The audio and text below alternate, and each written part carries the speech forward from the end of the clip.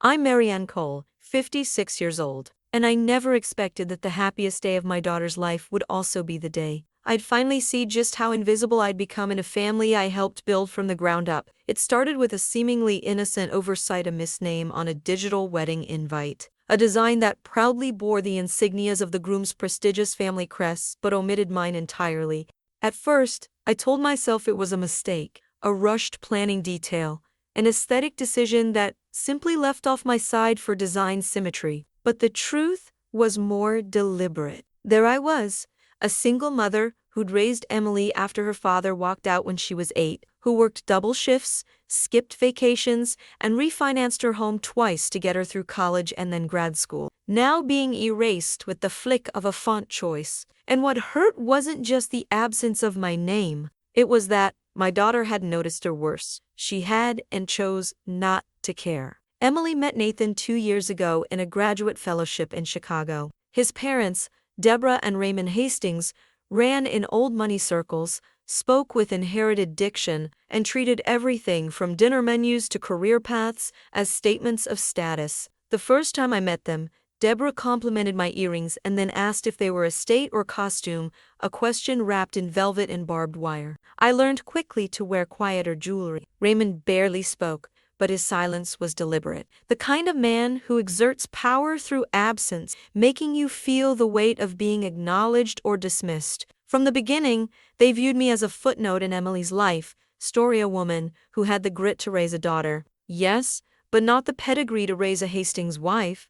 I laughed it off in the early days. I wasn't marrying them, after all. But deep down, I feared what I now know was inevitable, that I'd lose my daughter to their world. The wedding plans unfolded with a speed and precision that excluded emotion. A venue was selected at the Hastings Preferred Country Estate in Vermont, a converted colonial vineyard with sculpted gardens and stone fountains that felt like a movie set. "Don't worry about a thing, Marianne," Deborah had said in one of her clipped, smiling phone calls. "You'll be our guest." But guests don't take out second mortgages to fund receptions. They don't wire $38,000 to a catering company whose menu they never saw. And they certainly don't sit in the third row while the groom's gray tant from Sarasota occupies the front. I didn't mind paying. I truly didn't. Emily looked radiant every time she mentioned the garden archway or the gold-plated chargers, but I assumed, stupidly, that generosity equaled inclusion, that because I was contributing, I would be considered part of the family circle. I didn't yet realize I was funding a production that didn't have a place for me in the final credits. When I arrived the night before the wedding for the rehearsal dinner, held at a private restaurant the Hastings had rented for ambiance, my name wasn't on the seating chart. I stood there, clutching the hem of my navy dress, heart pounding like I was back in 8th grade trying to find a spot at the lunch table. A junior hostess with a clipboard blinked at me when I introduced myself. "Are you with the vendor team?" she asked. I wanted to disappear. Emily rushed over moments later, flustered but cheerful, brushing it off with "Ayo, Mom. The planner must have mixed something up." But her eyes didn't meet me. It was the first time I realized my daughter might be embarrassed by me, not for what I'd done, but for who I was. My voice, my clothes, my presence. Later that night, in the small bed and breakfast room I'd paid for myself since the Hastings had booked the main inn for family, I stared at the ceiling, trying to reconcile what was happening. I wasn't angry, not exactly. I was heartsick. I'd spent Emily's childhood fighting for her, dreaming that one day she'd walk into rooms that I never could, that she'd have choices I never had. I never imagined that in doing so, I'd raise someone who saw me as a past to be edited out. I tried not to judge her. I knew how seductive the Hastings world could be. But I also knew who had paid for the first dance, and it wasn't the couple twirling in the spotlight. It was the woman who taught her daughter how to tie a bun before ballet recitals. The woman who drove a rusting Civic for 9 years so she could write a tuition check on. The woman who now sat alone, staring at a ceiling that suddenly felt lower than it ever had before. And that was before the wedding reception, before the toasts, before the photographer asked, "And now, just the family, please," while Deborah gently guided me to the side, before the words I never thought I'd hear, words delivered with a tight smile and a cocktail in hand, as if they meant nothing at all. "You're not family," Deborah whispered, not with malice, but with casual finality, as if the conversation were already over. It was that moment, not the reception I funded, not the daughter I'd lost to distance and diamonds, but that simple, searing phrase that changed everything for me, that made me reach into my purse. Not for a tissue, but for the envelope I'd kept sealed for 17, the one Emily had never asked about, the one with the letter from her biological father. There are things mothers carry that children never see, not because we hide them, but because they never bother to look. Emily never asked why I never dated seriously after the divorce. She never asked why I kept a lockbox in the back of the closet, or why I'd sometimes get quiet when certain songs played on the radio. She assumed, as children often do, that her version of me was the complete one. Mom, the reliable, unshakable force who always showed up, who made chicken noodle soup when she was sick, who remembered every teacher's name and never once missed a recital, even when she had the flu. But I was more than that. I was once a woman in love. I was once a woman abandoned. And the letter in my purse was the last thread connecting those two lives, a before and after of who I became the day Emily Essie father left. His name was David Cartwright, and he had the kind of smile that made you believe things could be simple. We met in my senior year of college. He was magnetic, brilliant, the kind of man who quoted Rilke and made it sound like a private language. When I got pregnant, he promised to stand by me. But promises are elastic things when made by men who've never seen a crib or paid a bill. 2 weeks before Emily was born, he vanished. No fight, no explanation, just gone. I found out later from a mutual friend that his family had intervened. He came from money, and meanie didn't he? I was a detour, according to his father, something to be quietly He transferred law schools, changed cities, changed his number. I sent a single letter with a photo of Emily when she was 5 months old. It came back unopened. I never tried again. And so I raised Emily alone, piecing together a life with duct tape. I took a job as a receptionist at a dentist's office, then moved to bookkeeping, then got certified in medical billing. Every rung of the ladder was climbed with a baby monitor in one hand and overdue bills in the other. I didn't date much. I told myself it was for Emily's stability, but if I'm honest, it was because I couldn't stomach the thought of letting anyone near the parts of me David had ruined. I kept his letter, the only one he ever sent, because it reminded me of what I had survived. In it, he admitted he was too much of a coward to face the life we'd started. He said he hoped I'd raise her with more courage than he ever had.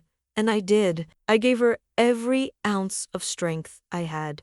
I just didn't expect that she'd use it to walk away from me one day. Emily never knew any of this. I didn't want her to hate him. I wanted her to grow up believing she was wanted. I didn't want her carrying my bitterness, my disappointment. So I told her her father had left. Yes, but not why. I made it sound like he was conflicted, not cruel. I edited the narrative, softened the edges. Maybe that was my mistake. Maybe if she'd known how hard I fought to keep her safe and whole, she would have seen me differently. Maybe she wouldn't have let the Hastings swallow her whole. But it's hard to say. The thing about secrets is that they rot in silence, and the longer I kept mine, the more I felt like a ghost in my own motherhood. I thought the wedding might be a chance to rewrite some of that, a symbolic reconciliation, maybe not with David, but with everything he left behind. When Emily got engaged, she called me in tears of joy. She wanted me to be the first to know. We cried together on the phone, laughing between sobs. Remembering tea parties with teddy bears and wedding magazines we used to flip through on rainy afternoons. For a moment, I let myself believe I was still her home base, her foundation, but the planning phase proved otherwise. Calls were fewer, texts got shorter, decisions were made without me. She wasn't cruel, just distant, always busy, always consulting Nathan's parents. It started to feel like I was just the person writing checks and nodding supportively from the sideline, and yet I paid for the reception, not out of obligation, but out of love, because that's what I'd always done, given quietly, completely, with no expectation of return. I told myself it didn't matter if my name wasn't on the invitation. It didn't matter that the Hastings handled every vendor. It didn't matter that I was staying at a motel while Deborah and her sisters took over the bridal suite. What mattered was Emily's happiness. What mattered was seeing her walk down the aisle, radiant and whole. But the night before the wedding, alone in that motel room, staring at the letter from David I'd brought for no reason I could articulate. I began to wonder whether I had made peace with the past or just buried it too deep to notice how much it still ruled me. The morning of the wedding began with mist over the vineyard, soft and cinematic, the kind of weather that photographers pray for and poets romanticize. I arrived early, as instructed by the planner, only to be redirected twice because the bride's side is entering from the east path. I followed signs through gravel and silence, passing white tents where servers set up champagne flutes and musicians tuned instruments under strings of fairy lights.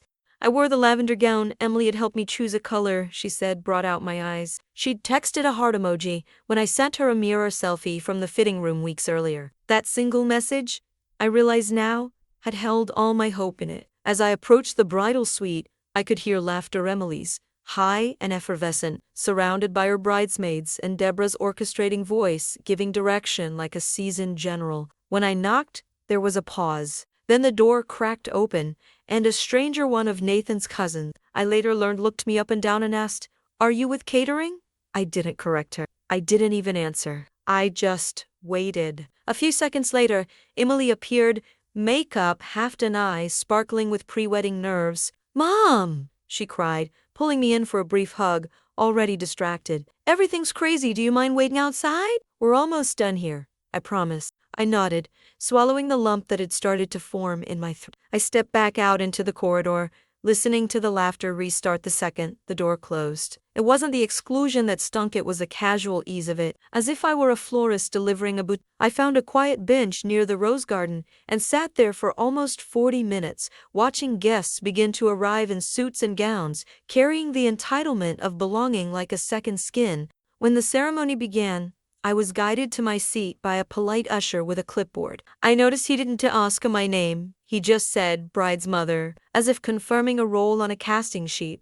I was placed in the third row. In the first sat Deborah and Raymond, flanked by Nathan's grandparents and their lifelong friends. I scanned the row for a space, a gesture, any sign that perhaps I'd been misassigned, but none came. Emily walked down the aisle on Raymond's arm. I didn't know that had been the plan. I'd always assumed naively, apparently, that I would give her away. But there she was, smiling, radiant, holding on to a man who had never sat through her swim meets or taught her how to braid hair. My hands shook in my lap. I smiled anyway. I clapped anyway. Because that's what mothers do when their children choose someone else to stand beside them in the defining moment of their lives. The reception that followed was straight out of a bridal magazine. Gold rimage glasses, arsenal audevs, a live quartet, playing covers of Coldplay songs so elegant they sounded like symphonies. Guests moved like a tide, drifting between cocktail tables and photo booths, complementing the floral arrangements Deborah had curated.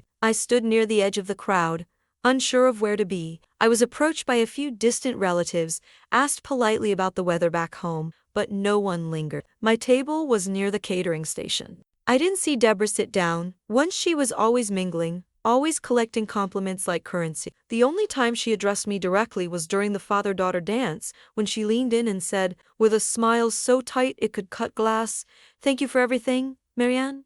I mean that. You made this night possible. It's just unfortunate the family portraits will be limited to blood relatives." It took me a second to understand what she'd said. I stared at her, not blinking. "You're not family," she added, softer, as if confiding a sad truth, like telling someone they'd been left out of a will. "You're a guest, a very generous one, of course." Then she walked away, already greeting another couple, her voice full of laughter and warmth. I stood there, rooted, my hands suddenly too large, too visible. Something inside me cracked, not with noise, but with the silence of something long held breaking under its own weight. I left the hall quietly, unnoticed. Outside, the stars had emerged over the vineyard. I walked slowly to my car, reaching into my purse, fingers brushing against the envelope I hadn't intended to bring but now, suddenly, couldn't ignore. I sat behind the wheel, the engine off, the letter in my lap. The ink had faded a bit over the years, but the words were still legible. David's scrawl, his cowardice, his confession. I read it again, the words biting as fresh as they had the day I first opened it. And then I turned it over and began writing a message of my own on the back of his letter with the pen I kept in the glove box. I wasn't sure who it was for, Emily, myself, maybe both. I wrote until the ink ran dry. Then I folded it, sealed it in a fresh envelope, and slid it into the gift box Deborah had used for wedding cards. If they wanted bloodlines, if they wanted names and lines drawn in genetic sense, let them have it. Let the truth sit there, unopened, just like the first letter had. No one noticed when I returned to the reception. The party was in full swing, string lights pulsing to the beat of a remix, champagne flutes clinking, laughter stretching high into the vineyard air like smoke from a bonfire. I moved silently, slipping through the crowd like an old ghost, and the gift table was tucked in a corner near the entrance, decorated with ivory tulle and a sign in script that read cards and wishes for the happy couple. I slid the envelope into the center of the pile. It didn't look any different, just another well-wisher, another square of politeness. But inside was not a check or a Hallmark sentiment. It was the truth, a truth I had carried alone for 17 years, and which I now handed back not out of vengeance, but out of necessity. I wasn't angry anymore. Anger had burned away. What remained was something colder, cleaner, clarity. The next morning, I drove home without waiting for brunch. I didn't leave a note or text Emily. I didn't say goodbye to the newlyweds or Deborah or the photographer who never asked me to pose. I simply checked out of my motel at dawn and drove the entire 5 hours back in a silence so dense it felt like a sound. The vineyards faded behind me, replaced by highway signs and gas stations, and then the familiar turns of the neighborhood I had raised Emily in. Her room was just as she'd left it before, grad school books on the shelves, the dent in her desk from the time she'd punched it in frustration over a failed exam. I sat on her bed for a long time, listening to the air conditioner hum, wondering how much of this house she still carried inside her, wondering if she'd read the letter, wondering if it would change anything. Not the past, maybe, but maybe the way she saw me. 2 days later, the first message came. A text from Emily. "Can we talk?" Just that. No emoji, no exclamation mark. I replied yes and waited. The phone rang within minutes. I picked up, expecting silence or stammering, but her voice came steady, controlled. "You left something in the gift box."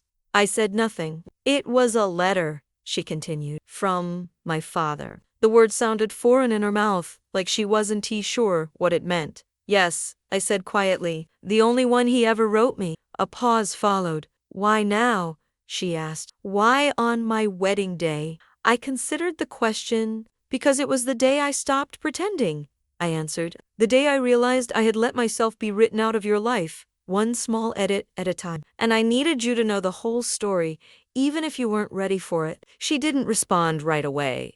I could hear her breathing. When she finally spoke, her voice was different, lower, cracked. "I didn't know," she whispered. "I never knew what you gave up." I closed my eyes, letting the ache wash over me. "You weren't supposed to," I said. "You were supposed to grow up light, unburdened." She exhaled hard. "I think I let them reshape the story. I let their version become mine." I nodded, even though she couldn't see me. "We all do that, until we don't."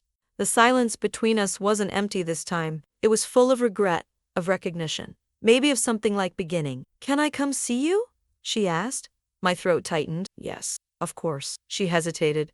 "There's a lot I need to ask you." I smiled sadly, "and a lot I'm finally ready to answer." That evening, Emily arrived alone, without Nathan, without pearls or curated composure. She wore jeans and a college sweatshirt and no makeup. She looked more like my daughter than she had in months. We sat at the kitchen table for hours, the same one where she'd once done science fair projects and filled out college applications. I told her everything about David, about the letter, about the things I kept quiet so she wouldn't carry my pain. She cried, then I cried. Then we laughed, the kind of laugh only women can share when realizing they've survived things they never named. She apologized for the seating chart, for the speech Deborah made, for letting herself be absorbed into a family that only wanted her for display. And I told her it was okay, because now she saw it. Because now she saw me. At the end of the night, she reached across the table and took my hand. "You're not just my mother," she said. "You're the reason I have anything to be proud of." I didn't need an apology. I didn't need to be escorted to the front row or mentioned in a toast. I just needed to hear that she saw me not as background, not as a financial contributor or an afterthought, but as her beginning. The next morning, I woke up before dawn and stood outside with my coffee, watching the sky shift from purple to gold. I felt like I had aged a decade and shed one too. The vineyard was far behind me now. The Hastings house, a closed chapter. What mattered was this house, this air, this moment of quiet reclamation. I wasn't invisible anymore, and I hadn't vanished. I had simply stepped out of the shadows and into the truth. It's been 3 months since the wedding, enough time for the flowers to dry, for the photos to be edited and posted, and for people to forget the seating chart set me. Some memories don't fade with time, they deepen. I no longer replay that night with the same searing pain. Now it comes like a gentle ache, a reminder of where the wound once lived. Emily visits more often now, not out of guilt, but out of something quieter and stronger. Understanding. We talk less about the wedding and more about what came before. She asks questions I never expected to hear about: the early days, the nights I worked late, the months I skipped meals to keep the fridge full for her. The kind of questions that say, I see you now.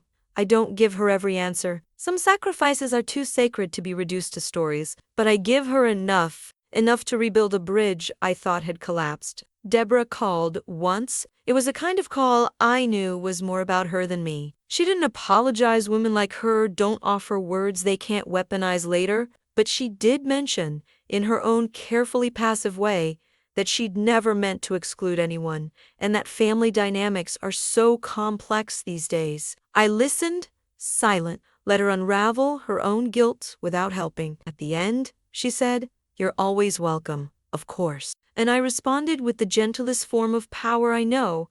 "That's kind of you, Deborah, but I've already found my place." I hung up before she could recover. I didn't need to hear what she meant by welcome. I knew what it had cost me last time. The reception hall never refunded the balance of the catering bill, nor did I expect them to.